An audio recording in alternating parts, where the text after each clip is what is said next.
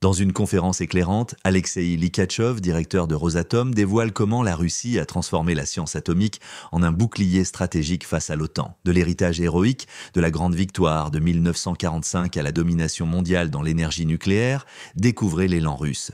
Une technologie de pointe, une souveraineté inébranlable et un défi lancé à l'Occident. Une histoire de résilience et de puissance à ne pas manquer. Comment la Russie a-t-elle bâti sa souveraineté technologique ? Explorez les étapes clés de cette industrie, ses défis et son rôle dans le monde contemporain. Et vous ?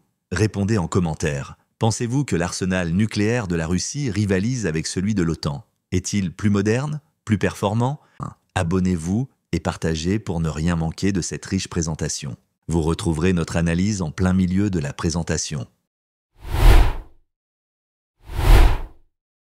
Nous poursuivons le marathon du savoir, le premier dédié au 80e anniversaire de la Grande Victoire.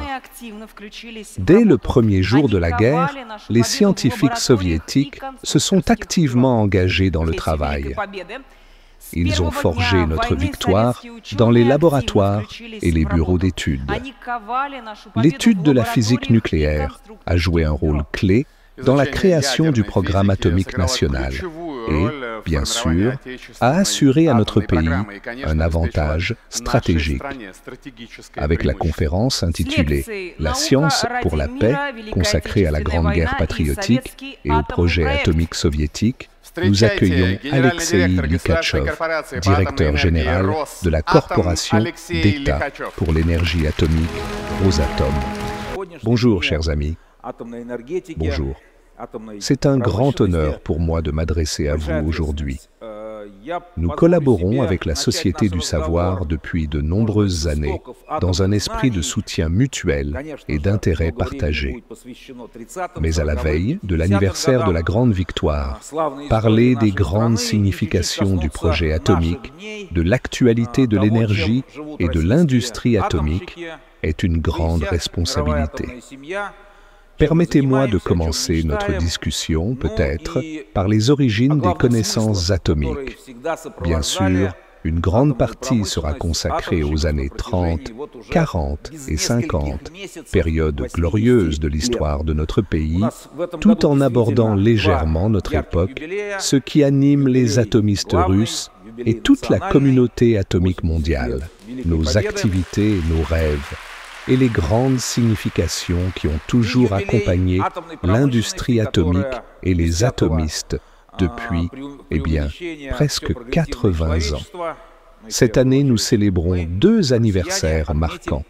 Le principal, d'importance nationale, est le 80e anniversaire de la Grande Victoire, et celui de l'industrie atomique, qui, sans exagération, concerne toute l'humanité progressiste. Nous, Russes, le célébrerons le 20 août de cette année. Eh bien, comme on dit, parlons de tout cela petit à petit. La nature humaine est curieuse. Nous cherchons toujours à découvrir quelque chose de nouveau, à percer les mystères de la nature et de l'existence. Certains sont attirés par l'espace, d'autres cherchent à comprendre l'essence de la matière, à découvrir les lois qui régissent le monde qui nous entoure. Cela a fasciné l'humanité à travers les âges, quel que soit le niveau de développement technique ou scientifique. Au Moyen Âge, il existait une théorie que beaucoup se rappellent sans doute des manuels scolaires, la théorie corpusculaire du monde. Newton parlait de corpuscules, ces parties indivisibles, ces briques qui composent toute matière. Mikhaïl Vassilievitch Lomonossov ajoutait que ces corpuscules ne se contentaient pas d'exister, elles étaient en mouvement, porteuses d'une grande énergie. Ensuite, le mot « atome » est apparu, dérivé du grec signifiant indivisible. Nous savons aujourd'hui qu'il a sa propre structure, que les particules élémentaires sont elles-mêmes extrêmement complexes et que nous sommes loin d'avoir pleinement compris leur nature et leur composition. Mais, à une époque, on pensait que le monde entier était uniquement composé d'atomes. Avec le développement de ces connaissances et la maîtrise des sciences interdisciplinaires, une compréhension moderne de la structure de la matière a émergé. Sans aucun doute, Dmitri Ivanovitch Mendeleïev a posé les premières bases des connaissances atomiques modernes en reliant le poids des atomes aux propriétés des substances, en identifiant une périodicité dans les caractéristiques des substances et des matériaux, et en établissant, je le souligne, un lien absolu avec leur poids, organisé ensuite dans son célèbre tableau. La portée pratique de cette propriété fondamentale de la physique nucléaire a été intuitivement et souvent par hasard découverte par Becquerel, puis par la famille Curie. Les premières connaissances, les premières formules, les premiers nouveaux éléments ont été extraits du minerai d'uranium, le polonium, le radium, tout cela réalisé manuellement.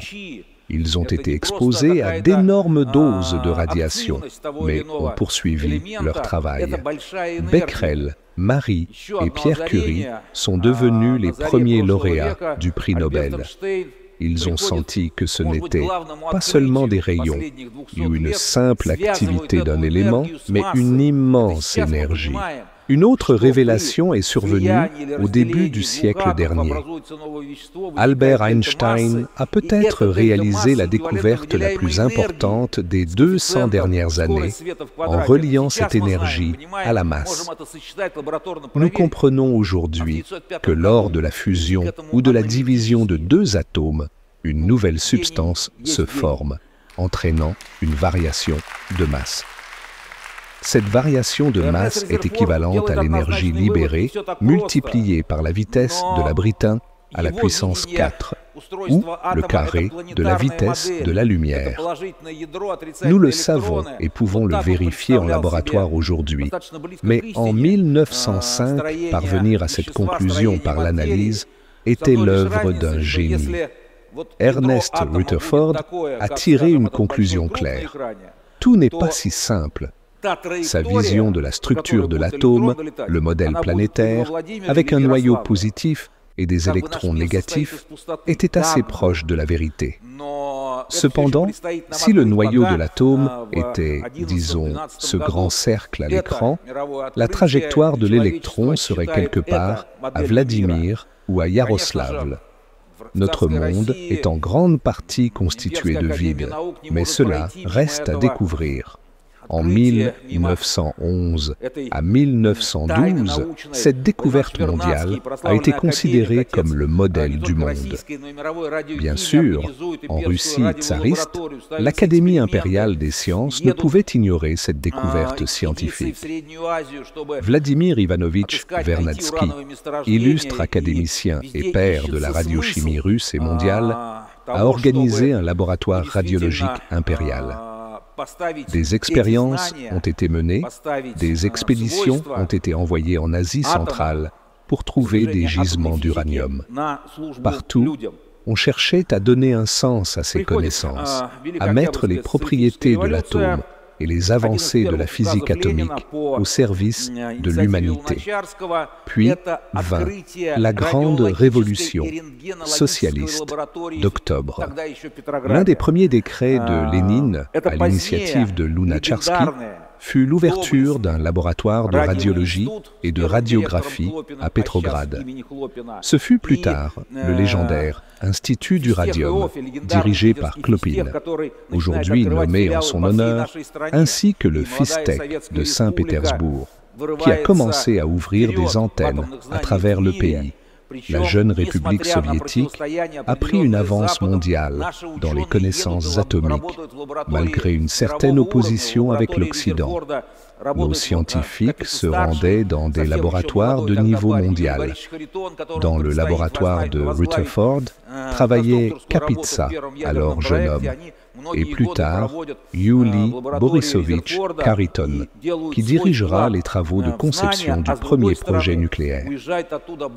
Ils y ont passé de nombreuses années, contribuant aux connaissances, tout en revenant enrichis de nouvelles idées. Les découvertes n'ont pas tardé. la désintégration du noyau de lithium, le premier cyclotron en Europe construit au FISTEC, la découverte de la fission spontanée des noyaux d'uranium, confirmée à la station de métro Dynamo pour éviter l'influence des radiations solaires et cosmiques. Tout cela a propulsé notre pays, sans aucun doute, parmi les 3 ou 4 leaders mondiaux en physique atomique, avant même la Grande Guerre patriotique. Mais bien sûr, d'autres pays avançaient également. Dans l'Europe des années 30, sous l'essor du régime hitlérien, la priorité des scientifiques était la recherche d'une superarme. Les premières connaissances et technologies capables de mener à cette arme redoutable sont apparues en Allemagne. En 1939, Paul Hartek écrivait au chef de la Wehrmacht qu'ils étaient à un pas de la création d'une superarme, dont l'utilisation garantirait une supériorité absolue à toute nation. Le projet atomique allemand prenait son plein essor. Pour diverses raisons, il n'a pas abouti. Bien que cela ne soit pas certain, de nombreux témoignages suggèrent que Hitler ne croyait pas en cette arme. De plus, l'effort de guerre en Europe, surtout contre notre pays, mobilisait d'énormes ressources. Enfin, la politique nationaliste, le culte de la science aryenne et la persécution des Juifs ont provoqué un exode massif de scientifiques, non seulement d'Allemagne, mais aussi d'Italie et de France, d'abord vers le Royaume-Uni, puis vers les États-Unis, emportant avec eux l'élite scientifique européenne. Cela a profondément influencé le développement des connaissances atomiques et la dramaturgie mondiale de l'atome. Ainsi, heureusement, le projet atomique hitlérien s'est soldé par un échec. Cependant, il faut le savoir et s'en souvenir. À la fin de 1944 et au début de 1945, les Allemands étaient à 2 doigts de posséder l'arme nucléaire, avec des systèmes de missiles, comme la famille des V2, prêts à être utilisés contre notre pays et nos alliés d'alors. Parallèlement, en 1939, Albert Einstein adressait une lettre presque identique au président des États-Unis, soulignant que les Allemands étaient proches de résoudre ce problème et que l'urgence s'accroissait avec l'intention des États-Unis de s'engager contre l'Allemagne hitlérienne. C'est ainsi qu'en 1939, le projet Manhattan fut lancé, réalisé avec une précision presque irréprochable à l'américaine. 7 lauréats du prix Nobel y ont été immédiatement impliqués et 20 autres l'ont reçu au cours du projet. Plus de 120 000 personnes et des sommes colossales ont été mobilisées pour développer l'arme nucléaire. Avec la puissance de la machine américaine qui tire toujours profit des guerres en Europe, ce projet était presque voué au succès. Je sais que des historiens et des philosophes se sont exprimés devant vous aujourd'hui.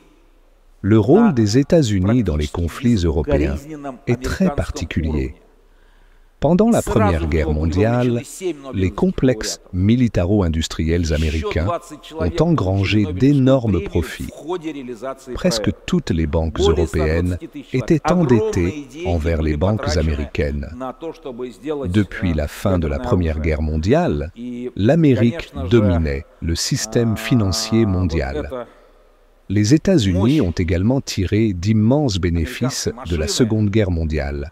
Technologie nucléaire, élite scientifique mondiale, connaissance scientifique globale, qui, en raison de la politique hitlérienne, ont afflué vers les États-Unis. Cela a enrichi les États-Unis, qui en ont profité exclusivement dans leur intérêt. Au printemps 1945, le projet Manhattan approchait de son terme. Le 16 juillet, Le premier dispositif, baptisé Trinity et surnommé Gadget, fut testé, faisant des États-Unis une puissance nucléaire. Puis, le 9 août, 2 charges nucléaires furent larguées sur Hiroshima et Nagasaki. Entre 60 000 et 80 000 personnes furent tuées sur le coup, et environ 120 000 autres succombèrent d'ici la fin de l'année aux radiations, blessures et brûlures. Je vous propose maintenant de regarder des images où, sur l'écran central, vous verrez une chronique historique du premier test de juillet et dans un encart, des images d'archives de l'utilisation de la charge nucléaire sur le territoire japonais. Certains d'entre vous ont peut-être vu le film Oppenheimer. Si ce n'est pas le cas, je vous le recommande. Je ne le jugerai pas comme une œuvre artistique, les goûts diffèrent, mais il est assez fidèle en termes de dramaturgie atomique, notamment dans sa portrayale de la personnalité complexe et controversée d'Oppenheimer. Je me permettrai plus tard de citer certaines de ses paroles, notamment une citation historiquement exacte où Oppenheimer décrit les résultats de l'expérience Trinity. Après l'explosion, il y eut des réactions très vives. Oppenheimer les décrivait ainsi. Certains riaient sans retenue, d'autres pleuraient, mais la plupart restaient silencieux et sombres. Les scientifiques comprirent ce qu'ils avaient créé et réalisèrent que cette création passait désormais entre les mains des militaires. Bien sûr, l'utilisation de ces 2 bombes sur le Japon n'avait aucun sens politico-militaire. Le Japon était à un pas de la capitulation. Mais il s'agissait d'une démonstration de puissance, non pas destinée au Japon ni à l'Allemagne hitlérienne, déjà vaincue, mais à nous, l'Union soviétique, anciens alliés des États-Unis.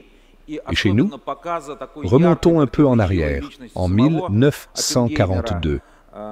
La contre-offensive victorieuse de Stalingrad n'a pas encore commencé. L'ennemi est aux portes de Moscou. Leningrad est assiégé. Le tournant de la guerre n'est pas encore arrivé. Pourtant, le gouvernement soviétique prend la décision de relancer les travaux sur l'uranium, avec un décret intitulé « Organisation des travaux sur l'uranium ». L'objectif était de relancer les recherches scientifiques dans ce domaine, malgré une situation politico-militaire extrêmement difficile. L'Académie des sciences reçoit l'ordre direct de créer un laboratoire spécialisé qui verra le jour le 12 avril 1943. Le 12 avril, ce n'est pas seulement la journée de la cosmonautique, c'est aussi l'anniversaire de l'Institut Kourtchatov, dirigé par Igor Vassilievitch Kourtchatov, futur responsable scientifique du projet atomique. Mais bien sûr, l'essentiel des forces et de l'énergie de notre pays, y compris celle des scientifiques, était consacré au front. Tout pour le front, tout pour la victoire. Le courage des scientifiques des années 1943 à 1944 est donc immense, car ils travaillaient dans des conditions extrêmement difficiles. Pour ceux qui ont vu Oppenheimer, comparez cela à l'atmosphère dans laquelle vivaient les scientifiques américains. Les privilèges, les voitures, les cottages, pendant que nos garçons recevaient du pain sur des cartes de rationnement. Vous comprenez? Une autre citation tirée d'un décret du gouvernement. Lors de la création de l'Institut Kourtchatov, une décision spéciale a été prise, une décision gouvernementale spécifique pour les travaux sur l'uranium, alloués au laboratoire numéro 2 de l'Académie des sciences, 100 rouleaux de papier calque, 50 paires de bottes en caoutchouc, 500 pelles et 300 haches. Signé Molotov. Et c'est dans ces conditions que les travaux ont été lancés.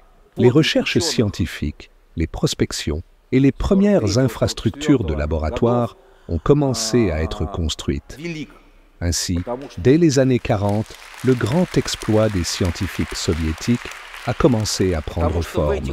Et bien sûr, la victoire est arrivée, la victoire du 9 mai 1945. Prenons juste un moment, pas le premier, mais rappelons-nous comment c'était. Vous savez, je regarde probablement ces images pour la 1000e fois. Et pourtant, les premières minutes après, il est toujours difficile de parler. Cette immense joie, après tout ce qui a été enduré, c'est peut-être la chose la plus sacrée de toute l'histoire de notre pays. Et cet été 1945, dans l'euphorie et les célébrations de la victoire, survient le choc atomique au Japon. Les dirigeants de notre pays comprennent que ce n'est pas dirigé contre le Japon, mais contre l'Union soviétique. Les services de renseignement obtiennent déjà les premiers plans. D'abord 20, puis 40 villes soviétiques devaient être ciblées par des frappes nucléaires si les soviétiques se comportaient mal. Le 23 juillet, lors de la conférence de Potsdam, Truman s'approche de Staline, qu'il surnommait en privé l'oncle Joe, et lui montre les résultats de l'expérience Trinity. Staline reste silencieux. Truman racontera plus tard, il n'a peut-être pas compris. Staline avait tout compris, mais il n'avait pas de confirmation. Puis, les confirmations, y compris les images documentaires de l'utilisation des bombes au Japon, sont arrivées au quartier général. Et au début du mois d'août 1945, notre pays a dû faire face à un choix crucial. Comment répondre à un défi aussi terrifiant, potentiellement aussi dangereux que l'invasion de l'Allemagne hitlérienne? Le 20 août, une date historique pour nous, la décision est prise de créer un comité spécial au sein du comité d'État pour la défense. C'est l'ancêtre du ministère de l'Industrie atomique, le père de Rosatom. Dans un pays à moitié détruit, exsangue, où seuls 12 hommes sur 100 partis au front sont revenus, une industrie atomique entière est créée de toutes pièces.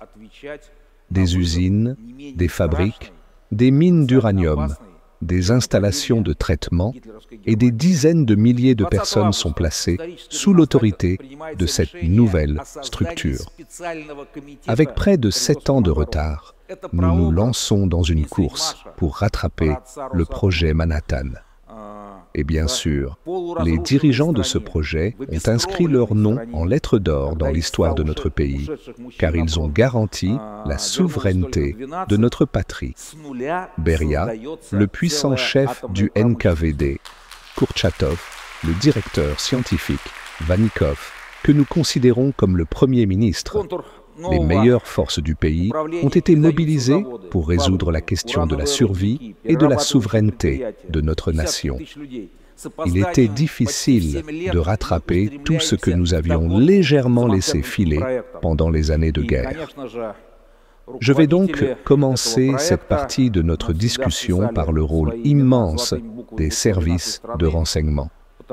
Merci au SVR, le service de renseignement extérieur, d'avoir déclassifié certaines informations sur les agents de l'époque. Un grand merci également au ministère de la Défense, et en particulier à la 12e direction principale, qui honore leur mémoire. Parmi eux, des figures légendaires qui ont inspiré des héros de films et de livres. Pavel Mikhailovitch Fitin, malheureusement un peu oublié. Pavel Anatolievitch Soudoplatov, qui dirigeait non seulement le renseignement atomique, mais aussi tout le mouvement partisan et qui organisait de nombreuses opérations militaires à l'étranger. Et bien sûr, Klaus Fuchs, un acteur clé du projet Manhattan pour notre renseignement. Allemand de naissance, il avait émigré au Royaume-Uni, puis travaillé sur le projet Manhattan. Il fut arrêté, déchu de sa citoyenneté britannique, emprisonné pendant 10 ans avant de retourner en RDA. Sa coursière, Ursula Kuczynski, a réussi à échapper aux services spéciaux américains à la dernière minute. Mais la famille Rosenberg n'a pas eu cette chance. Ils ont été exécutés. Chacun de ces individus a apporté une contribution inestimable. Les organisateurs du renseignement, ceux qui opéraient sous couverture légale, ceux qui menaient des opérations de combat, ont permis de raccourcir notre chemin de recherche. Et bien sûr, en partie, le premier dispositif, le RDS-1, reprenait certaines solutions américaines. Mais c'était déjà notre propre arme, mise en production en série quelques années plus tard. Éternelle mémoire et gloire à ces agents de renseignement, dont beaucoup ont payé de leur vie pour ces connaissances atomiques. Bien sûr, les dirigeants de la nouvelle administration se sont précipités pour organiser des sites industriels. La science, c'est une chose, mais sans industrie, comment fabriquer une arme? Pose un instant pour réfléchir à ce que nous venons d'entendre. Ce que Likhatchov nous raconte, c'est bien plus qu'une leçon d'histoire. C'est une plongée dans la résilience d'un peuple face à des défis colossaux. Pendant la Grande Guerre patriotique, alors que l'Union soviétique luttait pour sa survie, des scientifiques, souvent jeunes, certains à peine trentenaires comme Kurchatov ou Khariton, ont relevé un pari fou, rattraper les États-Unis dans la course à l'atome avec des moyens dérisoires, comme ces 500 pelles et 300 haches mentionnés dans un décret. Ce qui me frappe, c'est cette capacité à transformer l'adversité en force. La Russie, à l'époque soviétique, n'a pas seulement créé une bombe, le RDS et en 1949, pour répondre à la menace américaine. Elle a posé les bases d'une industrie atomique qui, aujourd'hui encore, domine le monde avec 40% du marché de l'enrichissement d'uranium. Mais au-delà des prouesses techniques, ce qui résonne, c'est l'esprit de ces atomistes. Likhatchov parle d'un code, un mélange d'humanisme, de discipline industrielle et de dévouement absolu à la patrie. Cela pose une question. Dans un monde où les tensions géopolitiques, notamment avec l'OTAN, restent vives, cet esprit peut-il encore inspirer des nations à se réinventer face aux pressions extérieures? Pour moi, cette histoire montre que la souveraineté technologique est un rempart, pas seulement militaire, mais aussi intellectuel et moral. Qu'en pensez-vous? Partagez vos réflexions dans les commentaires et continuons ce voyage dans l'élan russe.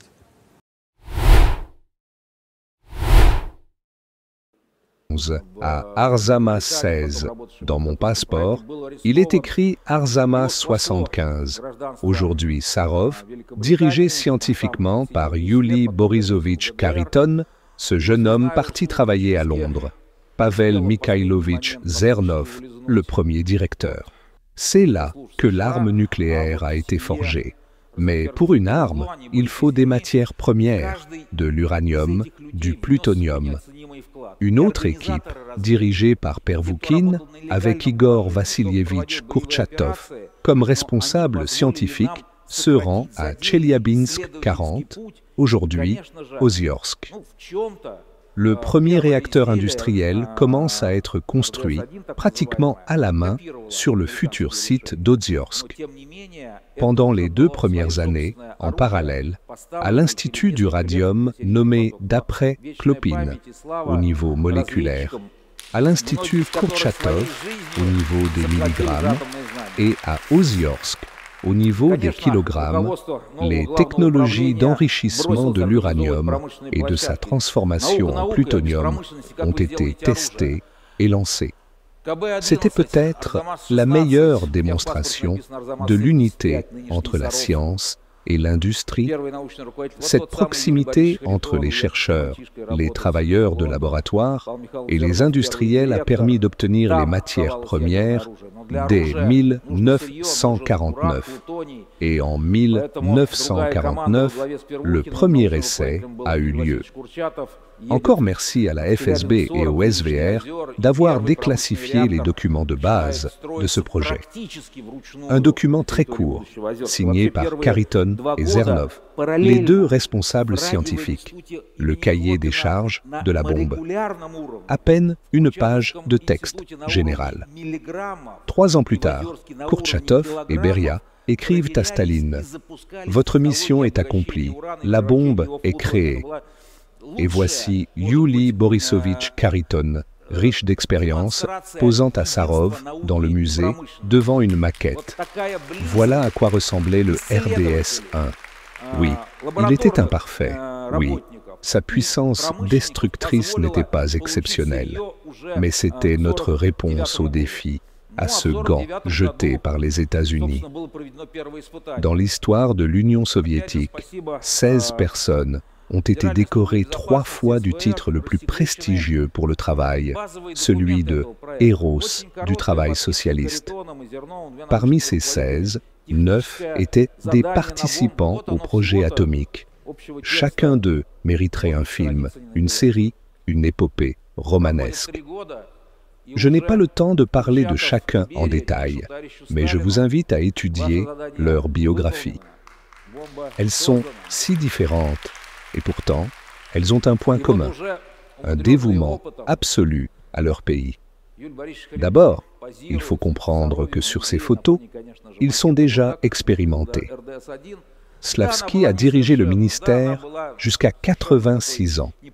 Imaginez, un ministre de 86 ans, et s'il n'y avait pas eu Gorbatchev, il aurait continué. Nous sommes habitués à les voir comme des adultes, des personnes mûres, fortes. Mais il faut réaliser que lorsque Kourtchatov et Khariton sont allés faire leur premier rapport à Staline, ils n'avaient pas 40 ans. Ils étaient à peine trentenaires. Quand Sakharov est arrivé à Sarov, il venait tout juste d'avoir 29 ans. On le voit dans leur date de naissance. Combien ils étaient jeunes pendant le projet. Ce sont des jeunes, presque des gamins, qui ont sauvé le pays et le monde d'une guerre atomique. Et bien sûr, cet élan, ce qu'on appelle aujourd'hui le drive, ou peut-être l'enthousiasme, l'ardeur, a été un facteur clé de succès. Sans cela, il est très difficile de triompher, que ce soit dans le travail ou au combat. L'amour de la patrie, cet esprit juvénile, au meilleur sens du terme, a toujours caractérisé nos scientifiques, et c'est pourquoi ils pouvaient déplacer des montagnes. Une autre conclusion importante, à la charnière des années 40 et 50, le code de l'atomiste soviétique est né. Nous en sommes très fiers. Je pourrais en parler pendant des heures, mais je vais essayer de le résumer dans un format limité. Cette industrie a été formée par des gens de professions différentes, parfois de visions du monde opposées. Des scientifiques, des humanistes comme Sakharov, Kourtchatov, Khariton, avec leur foi en l'homme, leur espoir en ses forces intérieures. Des industriels qui dirigeaient des entreprises sous les bombardements, ayant géré leurs usines avant le projet atomique sous les tirs d'artillerie. Vanikov, Doukhov et bien sûr Efim Pavlovitch Slavski, et puis les représentants des services de renseignement, des forces spéciales dont nous avons vu les visages sur les diapositives précédentes, avec leur honneur d'officiers russes et leur readiness à donner leur vie pour la patrie. C'est de ces vérités qu'est né le code des atomistes soviétiques. Nous en sommes très fiers. Un autre point important. La vérité historique est que nous avons été les seconds à créer l'arme nucléaire. C'est un cas où nous sommes fiers d'être seconds. Mais ce dont nous sommes encore plus fiers, c'est de n'avoir jamais utilisé cette arme nucléaire contre quiconque, et nous n'avons pas l'intention de l'utiliser tant qu'il n'y aura pas de menace contre notre pays. Le président l'a répété à plusieurs reprises. En ce court période historique, 80 ans, c'est très court à l'échelle de l'histoire. Une véritable pléiade de dirigeants, de scientifiques, d'industriels, d'ingénieurs et d'ouvriers a émergé avec une nouvelle idéologie atomique, si je puis dire. Et ce que je voudrais encore souligner, c'est que, dès les premiers mois du projet, en 1946, 1947, alors que rien n'était encore clair, les séries modernes aiment montrer les relations tendues entre les scientifiques, les services spéciaux et le NKVD. Je vais vous dire une chose simple que vous comprendrez. il y avait toujours deux listes. Une pour les récompenses, une pour les exécutions. Et les noms étaient les mêmes sur les deux. Ce n'est pas une figure de style. C'est ainsi que la vie était organisée à l'époque. Tous nos héros et un grand nombre de leurs collaborateurs figuraient sur ces deux listes. Pourtant, malgré l'importance vitale, dans tous les sens du terme, de la création de l'arme nucléaire, en 1947, Kourtchatov, Pervoukine et Zaveniagin écrivent à Beria « Lavrenti Pavlovitch, nous ferons la bombe. Pas de question, mais occupons-nous aussi de l'atome pacifique. » Kourtchatov écrivait « L'atome n'est pas un guerrier, pas un soldat. L'atome est un travailleur. Nous devons le faire travailler pour le bien des gens. » Et là où nous sommes incontestablement les premiers, c'est la première centrale nucléaire au monde. Une centrale nucléaire industrielle qui chauffe et éclaire une ville entière, une région entière. Oui, 5 mégawatts, ça peut sembler peu aujourd'hui. C'est un petit réacteur, mais à l'époque, c'était la première centrale au monde. Le premier brise-glace, avec un fier nom, un navire à propulsion nucléaire, en 1959, et bien d'autres domaines où nous avons été les premiers.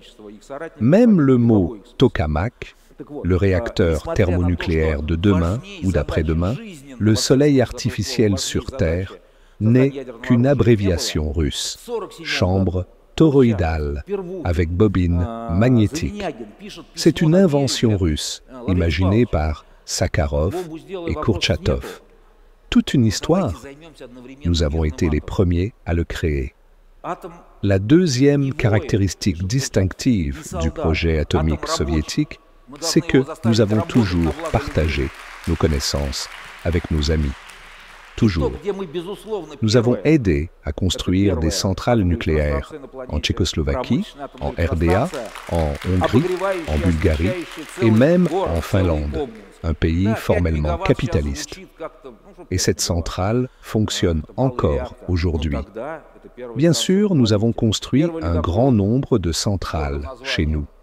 On peut dire qu'à la fin des années 80, l'industrie atomique soviétique reposait solidement sur deux piliers. Le bouclier atomique, avec une parité nucléaire incontestable, et la garantie d'une réponse dévastatrice en cas d'atteinte à notre souveraineté, et la meilleure industrie nucléaire énergétique au monde. Vous entendez souvent aujourd'hui des termes comme technologie nucléaire coréenne ou autre, sans vouloir offenser personne. Mais il n'y en a toujours eu que deux, soviétiques et américaines, que ce soit pour les armes ou l'énergie. Tout le reste est un développement des découvertes faites par nos scientifiques dans les années 40 et 50. Cette industrie atomique puissante et glorieuse, ce n'est plus le premier comité, c'est le Minsk-Redmak, dirigé par Efim Pavlovitch Slavsky. Bien sûr, elle a traversé des années 90 très difficiles. Le sujet des années 90, ce qui est arrivé à l'industrie en général et à l'industrie atomique en particulier, mériterait une conférence à part, peut-être plusieurs. Mais je vais vous donner deux faits. Premièrement, on nous a proposé de fermer l'industrie nucléaire contre de l'argent. Le G7, plusieurs pays occidentaux de premier plan, étaient prêts à payer pour que nous fermions notre industrie nucléaire. Deuxièmement, le complexe militaro-nucléaire a été particulièrement visé dans les années 90. Vladimir Vladimirovitch Poutine l'a mentionné plusieurs fois. À cette époque, des experts américains, évidemment en uniforme, étaient présents dans toutes nos installations d'armement. Vous savez, par expérience ou par ouï-dire de vos parents, qu'on ne payait pas les salaires. Ne pas recevoir de salaire à Moscou ou à Nijni Novgorod, c'est une chose. Ne pas en recevoir dans une ville où il n'y a qu'une seule usine, entourée de barbelés, où vous ne pouvez ni entrer ni sortir, c'en est une autre. Et pourtant, nous avons préservé l'industrie nucléaire énergétique et le complexe militaro-nucléaire. Les personnes qui dirigeaient l'industrie à l'époque sont encore avec nous, ouvriers, ministres, et nous les estimons énormément, nous en sommes fiers. Notre industrie est une industrie de longévité. Travailler dans ce secteur pendant 80 ans, c'est normal pour nous.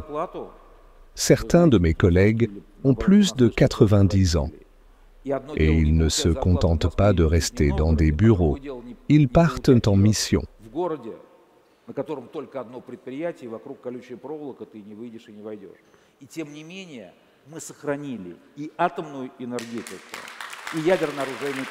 Nous faisons des déplacements assez longs avec eux. Nous les considérons comme des mentors. Ils insistent pour dire que nous sommes les dirigeants et que le dernier mot nous revient. Nous entretenons des relations très chaleureuses, presque familiales, avec cette génération aînée des atomistes soviétiques. Un autre fait intéressant. Après ces difficiles années 90, l'an 2000 est arrivé. Le 26 mars, le pays entier a élu Vladimir Vladimirovitch Poutine président. Et les 29 et 30 mars, avant même son investiture, alors qu'il venait d'être élu, il s'est rendu à Snejinsk et a tenu une réunion sur le développement de l'industrie nucléaire, prenant des décisions historiques pour sortir de cette trajectoire de baisse de la production, de réduction du financement et de mépris pour les intérêts du complexe d'armement. Nous avons pris un tout autre chemin. Mais ce que je considère comme véritablement historique, c'est la décision du président de créer la corporation d'État pour l'énergie atomique. Il faut comprendre que ce n'était pas si simple. Un président décide et tout est réglé, pas toujours entre nous.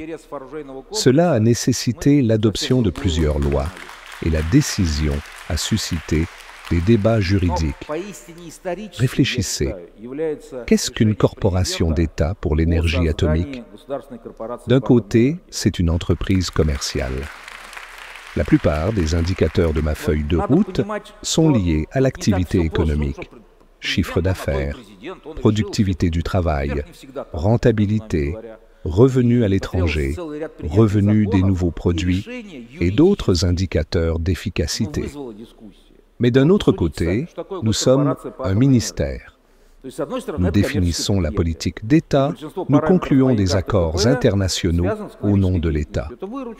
Et d'un troisième côté, nous sommes la plus grande association scientifico-industrielle. Nous menons un vaste programme de recherche, y compris au niveau international, sans parler de l'énorme volume de construction, d'usines industrielles et bien plus encore. Ce statut complexe, à la fois organe étatique et entreprise commerciale, demandait du courage pour être adopté. De plus, réunir dans un même cadre de gestion le complexe militaro-nucléaire, l'atome pacifique et d'autres technologies civiles, comme la route maritime du Nord ou l'écologie, n'est pas une idée banale. Armes nucléaires, énergie et projets purement commerciaux, c'est tout sauf ordinaire. Et la troisième thématique, peut-être très importante, concerne nos 31 villes atomiques, qui abritent 2,5 millions d'habitants de notre pays. Là, nous devons non seulement garantir une qualité de vie, mais aussi une éducation adaptée et des soins médicaux appropriés. Car, bien sûr, le métier d'atomiste, une profession exigeante pour nos collègues, demande une attention et un soin particulier. Si nous voulons être les meilleurs, nous devons aussi être compétitifs en termes de conditions de vie pour nos travailleurs. Autrement dit, nous ne sommes pas seulement un ministère, pas seulement un immense holding commercial ou une entreprise scientifique, mais aussi un institut de développement social. Tout cela dans une seule organisation. Si l'on détaille ce portrait, eh bien, depuis 2007, nous avons énormément changé, pour être honnête. Aujourd'hui, nous comptons plus de 420 000 employés. Je pense qu'il y a de fortes chances que nous franchissions la prochaine date du Nouvel An avec un effectif de 500 000 personnes. Nous avons un équilibre très harmonieux. Je vous ai parlé de nombreuses figures de la génération aînée qui continuent à jouer un rôle de mentor tout en poursuivant leur travail. Mais plus de 30% de nos employés sont des jeunes. Ils représentent notre avenir et nous sommes tout aussi fiers de cette partie de notre politique.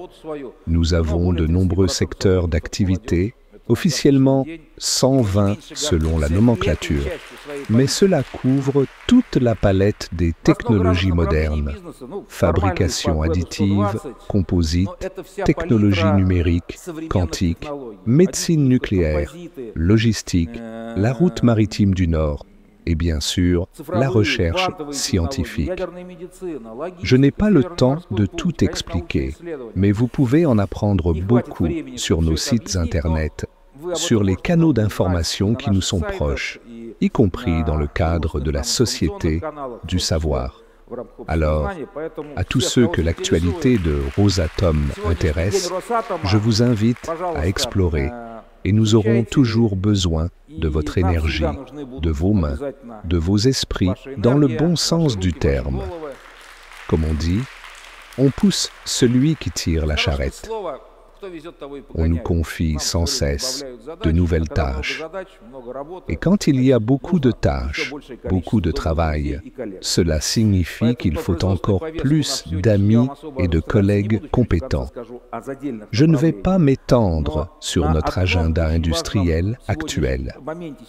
Je parlerai brièvement à la fin des orientations stratégiques, mais je veux me concentrer sur un point très important aujourd'hui.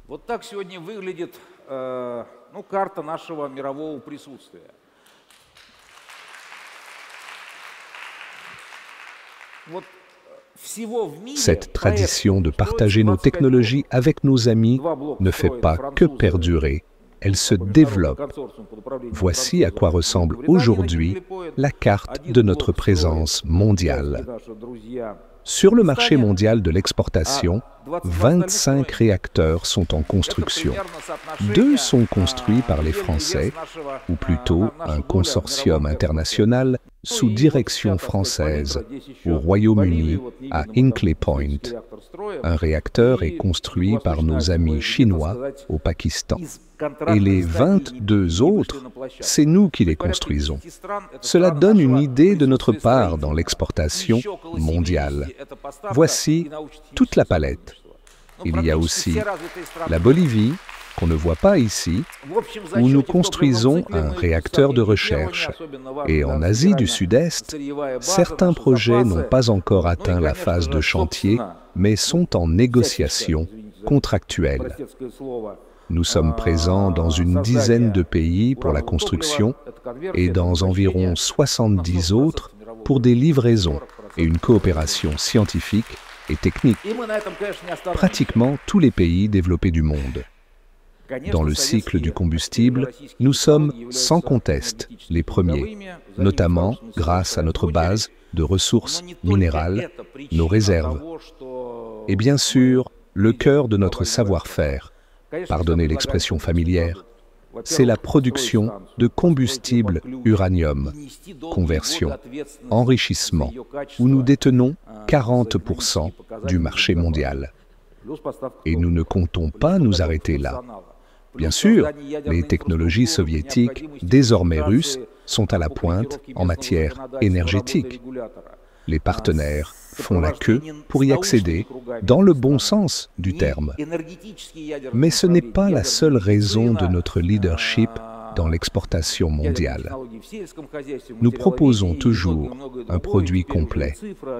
Construire une centrale, la livrer clé en main et assumer pendant de longues années la responsabilité de sa qualité, de ses performances économiques et de sa sécurité. À cela s'ajoute la fourniture de combustible, la formation du personnel, la création d'une infrastructure nucléaire si nécessaire, des conseils pour adapter la législation locale, le travail des régulateurs et l'accompagnement des cercles scientifiques du pays. Cela inclut aussi des domaines non énergétiques, médecine nucléaire, technologie nucléaire, pour l'agriculture, la science des matériaux et bien plus encore. Aujourd'hui, nous ajoutons le numérique, l'énergie éolienne, les systèmes de stockage d'énergie. Tout cela, nous le proposons dans un grand menu à nos partenaires qui choisissent, en mettant bien sûr l'accent sur l'énergie nucléaire. Avec mon expérience de longue date à la tête de la corporation, ce n'est pas pour me vanter, juste pour expliquer. J'ai vu beaucoup de nos chantiers avant même qu'ils ne commencent. C'étaient des plages, des rives de fleuves ou de mer, des zones agricoles. Dans certains pays, les gens cultivaient la terre à la main et aujourd'hui, il y a là des villes modernes et des sources d'énergie parmi les plus puissantes. Vous comprenez ? Je vous propose maintenant de regarder une courte vidéo sur notre travail à l'international, sur la fierté avec laquelle les dirigeants nationaux de ces pays parlent de nos projets et sur l'approche du président de la Fédération de Russie à ce sujet. Cet événement, dont nous sommes témoins aujourd'hui, ouvre une nouvelle page brillante dans la voie d'une coopération étroite entre l'Égypte et la Fédération de Russie. Notre pays devient aujourd'hui une puissance nucléaire. La Russie est prête à renforcer la souveraineté technologique de ses partenaires dans le domaine de l'énergie en créant des chaînes scientifiques et industrielles complètes. C'est ainsi que se développe la coopération dans le domaine de l'atome pacifique. Les centrales de Rosatom sont construites à l'étranger, tout en formant les cadres locaux, en préparant les ingénieurs, les ouvriers, les gestionnaires pour ces nouveaux sites.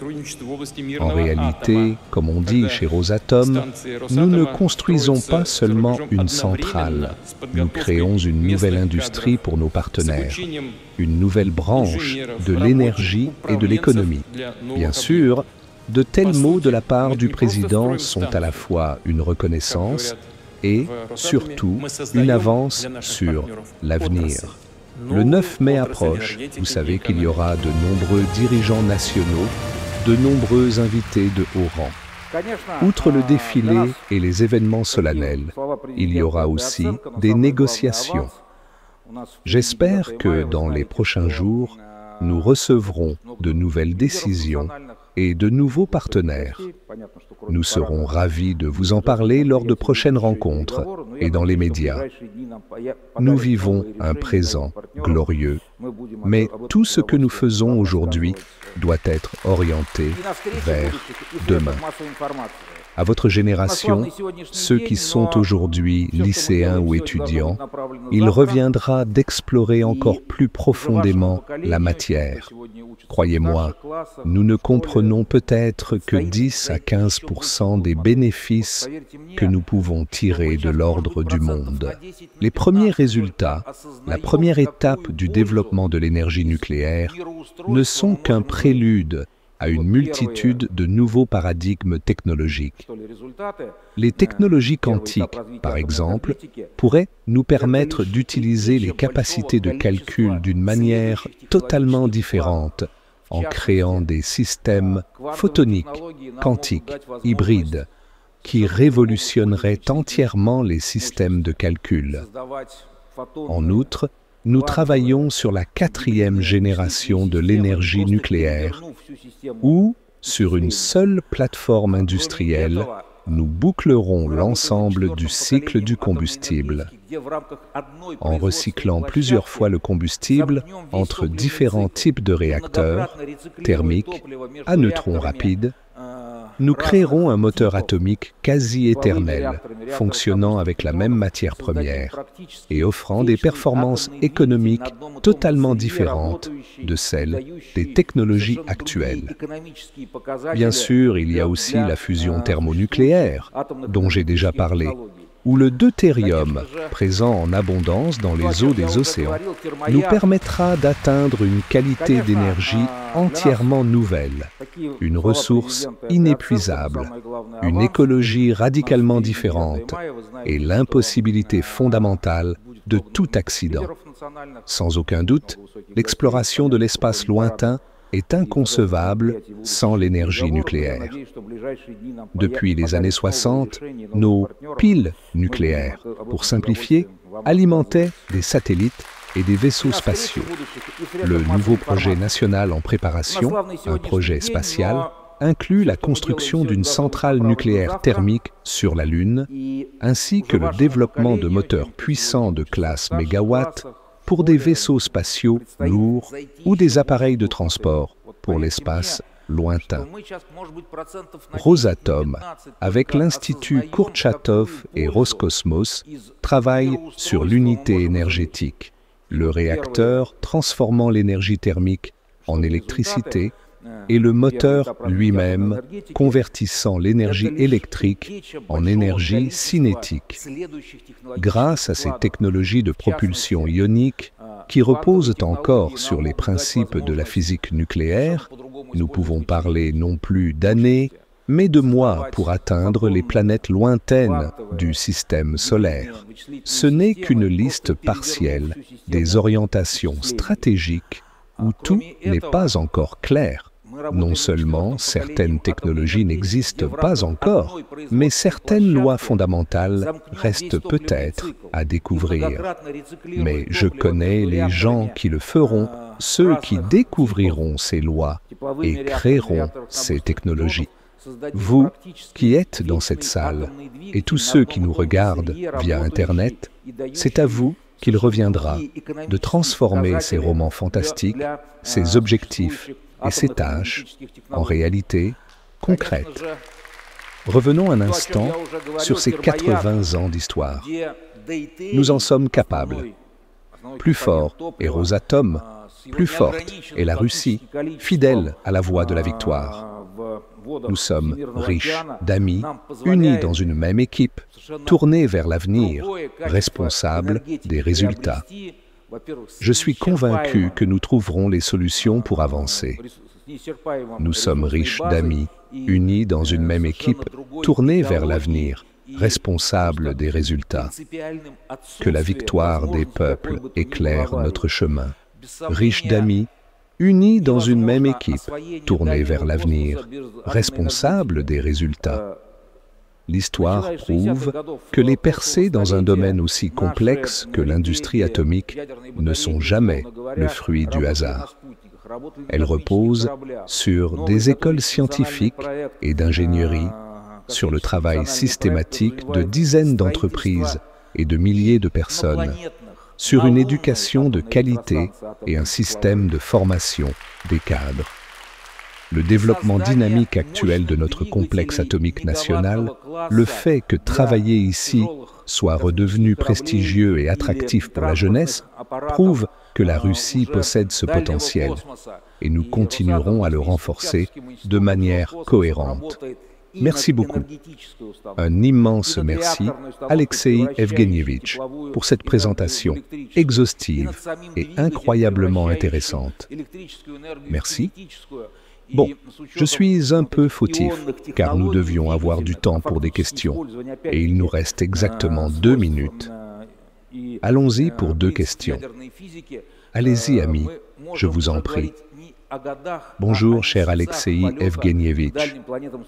Je m'appelle Ilya Pavlovitch Panfilov, étudiant à l'Académie présidentielle. Comme on le sait, Rosatom est le centre des technologies atomiques nationales et réalise avec succès ses projets non seulement en Russie, mais aussi à l'étranger. Vous avez mentionné la construction de centrales et de réacteurs en Turquie, en Égypte et dans d'autres pays. Dans quels autres pays est-il prévu de construire des centrales nucléaires? Beaucoup de pays souhaitent rejoindre le club de l'énergie atomique. Nous sommes prêts à travailler avec tous et des négociations sont en cours avec une vingtaine de pays, je dirais. Sans révéler de secret d'État, je pense pouvoir nommer 5 pays qui, à mon avis, entameront bientôt la réalisation concrète de ces projets. Le Kazakhstan, l'Ouzbékistan, le Kirghizistan, le Vietnam et j'espère une autre nation européenne. Merci. Merci. Une dernière question. Bonjour, cher Alexei Evgenievitch. Je suis étudiant en 2e année à l'Université nationale de recherche nucléaire, MEPHI. J'aimerais savoir comment vous voyez le développement de l'industrie atomique, non seulement en Russie, mais aussi dans le monde, à l'avenir. Merci. J'ai déjà évoqué les grandes tendances. Elles sont globales, pas uniquement nationales. Notre force, c'est d'être les premiers à explorer ces voies. La 4e génération, le cycle fermé du combustible nucléaire, puis la fusion thermonucléaire. La médecine nucléaire, dans son sens le plus large, est aussi cruciale. Je mentionnerai aussi, pour MEPHI, non seulement un centre éducatif, mais aussi un institut de recherche, avec un centre international exceptionnel à Obninsk, qui forme des atomistes internationaux. Il est crucial d'aller le plus loin possible dans l'exploration de la matière pour obtenir des solutions fondamentalement nouvelles, des technologies inédites, grâce à une étude plus approfondie des particules élémentaires. Un grand merci, Alexei. Merci beaucoup. Alexei Likhatchov, directeur de la corporation d'État Rosatom. Peut-être une toute dernière question, vite fait. Allez-y, je vais m'éclipser rapidement, on va gagner du temps. Non, non, là-bas, la jeune fille. Bonjour, Alexei Evgenievitch. Une question rapide. Je m'appelle Anastasia, je viens du Kouzbas. J'étudie au lycée commercial et économique de Novokuznetsk et je rêve de travailler chez Rosatom. Quelles compétences sont essentielles pour un employé et comment attirez-vous les jeunes talents? Écoutez, nous avons une école très riche pour travailler avec la jeunesse. Nous avons un conseil des juniors, un conseil étudiant et de nombreux groupes scientifiques étudiants. Vous trouverez tout cela sur les sites de notre académie corporative. Vous y trouverez votre place. Vous étudiez pour devenir économiste, c'est ça? Pas encore? Vous vous y préparez. Les économistes, on en a besoin aussi. On a besoin de toutes les compétences, mais de préférence les meilleures. Vous comprenez? Si vous maîtrisez une spécialité économique tout en ayant des compétences dans un domaine technologique, alors là, vous vaudrez de l'or. Je compte justement m'orienter vers l'ingénierie. Voilà la force de la réputation. Dans notre région charbonnière, on forme des atomistes. Merci beaucoup. Merci. À l'approche de cette grande fête, tous mes vœux. De la grande victoire de 1945 à la suprématie nucléaire d'aujourd'hui, la Russie, comme l'a souligné Poutine dans ses visions stratégiques, mise sur l'innovation pour façonner l'avenir géopolitique. La technologie nucléaire peut-elle redéfinir les puissances mondiales? Dites-le nous en commentaire, abonnez-vous et à bientôt pour d'autres décryptages.